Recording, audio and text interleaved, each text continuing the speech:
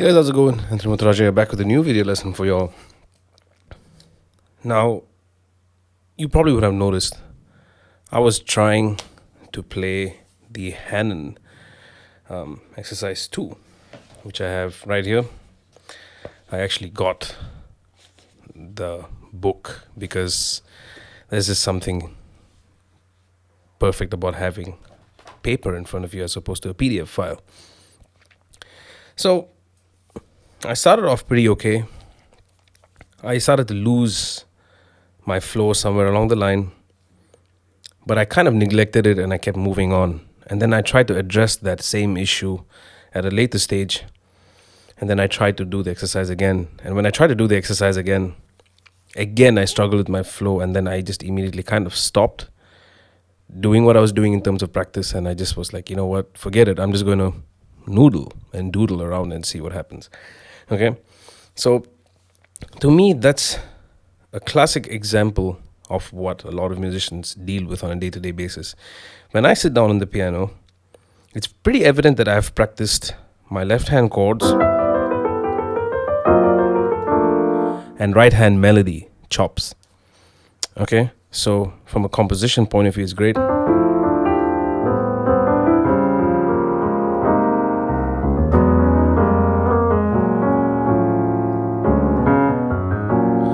That's one of my tunes from the upcoming album. But how did I even get to this point where I'm able to do that? It came from one simple exercise, which was just me doing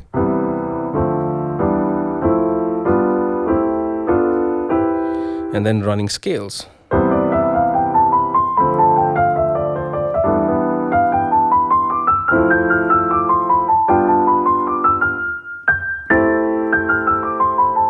And trying to ensure my fingering is right, because once you figure out the fingering,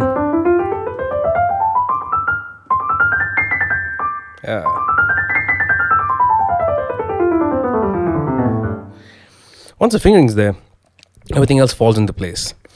But what went wrong with the Hanon? The Hanon focuses on a very specific technical aspect. I did do a lesson on practicing the Hanon exercise on the bass. I'm going to put the link right there for you to check out. Now, this particular exercise, exercise 2,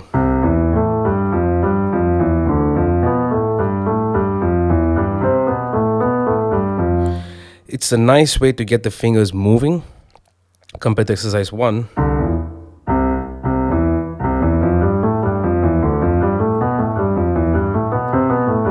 Because in exercise 1, the fingers are just doing this. In exercise 2, that's 6, that skip. So you're doing the. So there is this back and forth motion involved, which is great to practice. But in order for me to even approach it, I need to first get the fingering down, obviously, which is written in the book.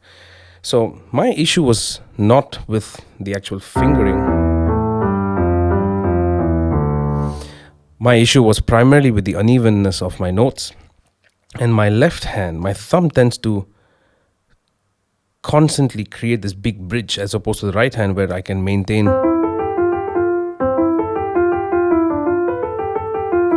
On the left hand, you can see already how my thumb has come off and I've created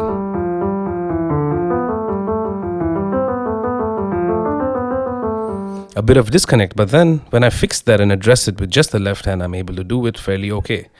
Bring both the hands into the equation, that's where everything starts to fall apart.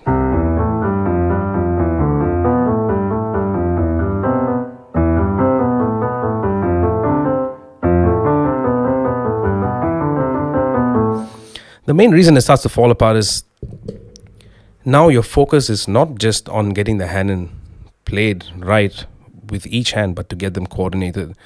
So the pressure point of the exercise changes. Initially, it's your fingering, getting the fingers nice and firm, relaxed, and then getting them coordinated. So the coordination is the ultimate pressure point here. Why am I breaking it down into this stage? Because I need to acknowledge, okay, that is my weak point. My weakness is not in just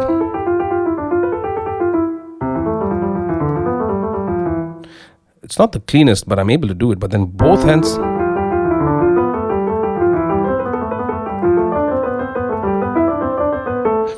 I notice when I ascend, my right hand starts to pick up the pace, my left struggles. But when I descend, my left hand starts to pick up the pace and my right hand doesn't.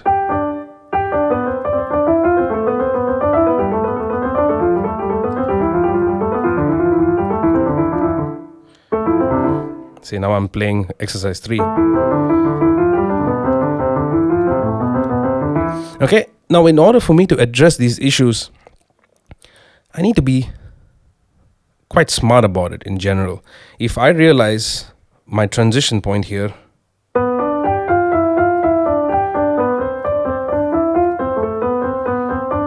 that's my weakness, so I'm going to focus on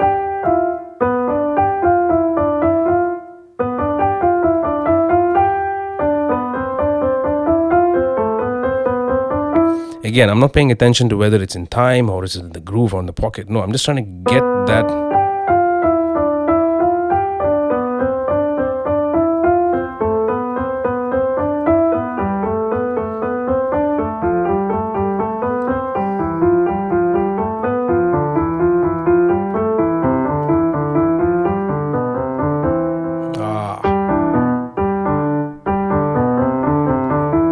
Sometimes I hit the correct note but with the wrong finger, so I stop, reset, and continue. I need to be smart about it because if I realize I have an issue there, I need to fix it. And here is where the hard work comes into play. You got to keep at it until you actually fix it properly. Okay? Now on the piano, because it's a fairly new instrument to me, I sit and I'm able to dedicate the time. But if you're working with an instrument you've been playing for a while, let's say the bass in my case, when I come across problem areas, I have a tendency to neglect it and just try to move on because I'm like, yeah, I'm pretty solid as a bass player. I don't need to sit and put all the rigorous amount of hard work to get it down. It's fairly ignorant and arrogant to think that way. Sometimes it makes sense, but in the case of me as a bass player, I usually try to be smart about things. In the case of me trying to play the piano, not be a piano player even, I need to be very hardworking as well. I need to sit and shed. And it's ironic because if I was to take another one of my songs, which I just released a couple of weeks ago, it's a very coordinated task.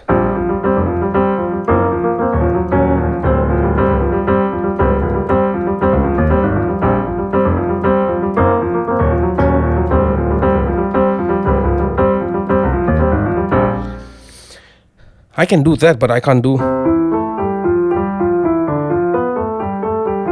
with nearly an ounce of the confidence I had with my song. How does that even happen? That happens because of the amount of time I dedicated from a composition point of view and how much effort I put into it to the point that I can play it rather easily, generally speaking. But then this exercise trips me up. Or even doing something simple like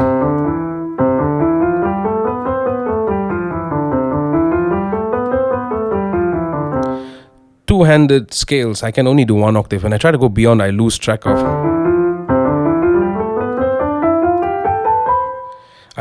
my notes and my fingering. So I've just been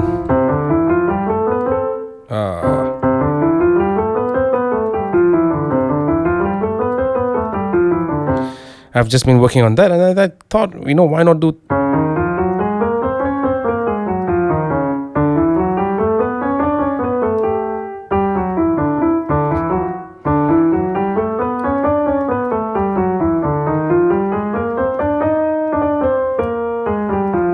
my fingerings all over the place.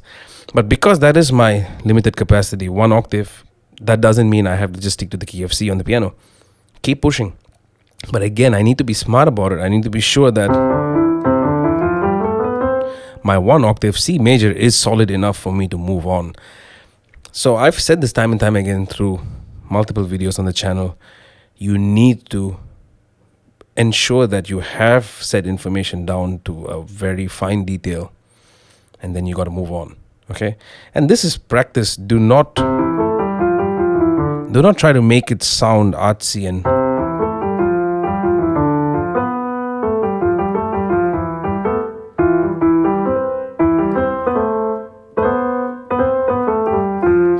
don't try to make it music. It's not.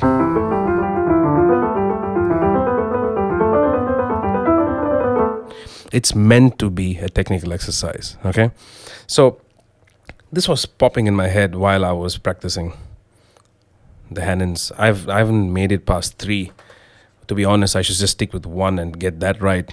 So I figured I'd share with you the process of working hard versus working smart. And there was no better way for me to demonstrate this than by going to the piano, which is obviously my weakest link of an instrument. Okay, I hope that makes sense, and I hope you're able to get something out of this. All right, and I'll see you guys in the shed until the next one. Peace.